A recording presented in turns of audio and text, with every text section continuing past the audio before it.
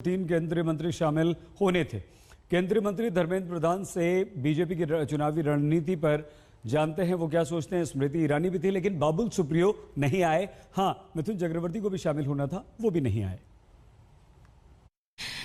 धर्मेंद्र जी, आप यहाँ पर हैं, आप कई बार आ चुके हैं एक्चुअली बंगाल, तो ये पहली बार तो आप आ नहीं रहे हैं।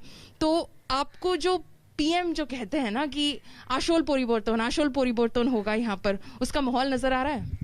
बिल्कुल, मैं कई बार इन दिनों में बंगाल के विभिन्न इलाका में गया हूँ, विशेष करके मिदनापुर इलाका में। ये उड़ीसा की निकटस्थ इलाका है और मैं यहाँ हमारी रिफाइनरी भी है।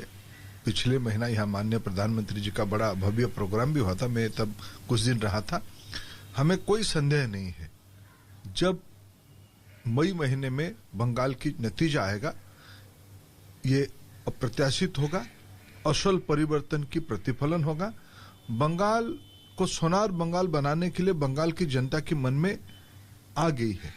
उनकी माध्यम वो ढूंढते हैं, प्रधानमंत्री जी की दृष्टि, प्रधानमंत्री जी के नेतृत्व और भारतीय जनता पार्टी की यहाँ की राज्य सरकार बनाना। इसमें कोई संदेह नहीं, बड़ा परिवर्तन होने की ओर हम जा रहे हैं और नंदीग्राम उसकी एक प्रमुख केंद्र होगा। तो नंदीग्राम में आप कह रहे हैं कि शुभेंदु अधिकारी ही जीत कर आएंगे? कोई संदेह नहीं है, शुभेंदु अधिकारी एक अच्छे मतों से यहाँ जीतेंगे। जनाधार वाला नेतृत्व है, हमें कोई संदेह नहीं, रत्ती भर भी संदेह नहीं है।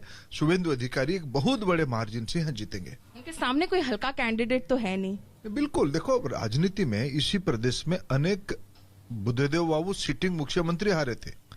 इस प्रदेश की स्वभाव में ऐसे ही है, अनेक जगह में ये होती है। प्रजातंत्र में कोई हल्का किसी को भी हम नहीं लेते हैं, लेकिन जनता जब मन बना लेती है उसके सामने कुछ नहीं है। पर नंदीग्राम में आप क्यों मान रहे हो कि इतनी आसानी से ममता बनर्जी को हराया जा सकता है? यहीं से उनके आंदोलन की शुरुआत हुई थी। यहाँ से उन्होंने जब पिच किया 2 दिन पहले, नॉमिनेशन से पहले के दिन अपने वर्कर्स मीटिंग में, एक बहुत ही इमोशनल पिच किया। कहा कि मैं आपके साथ खड़ी थी, मैंने आपके लिए मार खाया, तो मैं ही तो आपके साथ रहूंगी। देखिए, मैं नंदीग्राम तब भी आया था।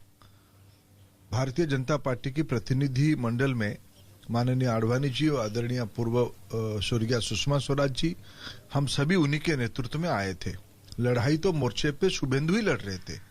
दीदी तो कलकत्ता में थी, किसके कंधे पे दीदी यहाँ का लड़ाई लड़ी थी? शुभेंदु की जान आधार पे लड़ी थी। इसलिए उसमें उसके तो आज तो भारतीय जनता पार्टी साथ में है। ये कोई व्यक्तिगत लड़ाई तो किसी की थी नहीं। यहाँ की जनता की आकांक्षा अपेक्षा शुभेंदु की नेतृत्व ही यहाँ लड़ा गया था। इसमें से दीदी कुछ भी कहे, दीदी के अपने मत है, लेकिन यहाँ की जनता उस विषय को समझती है।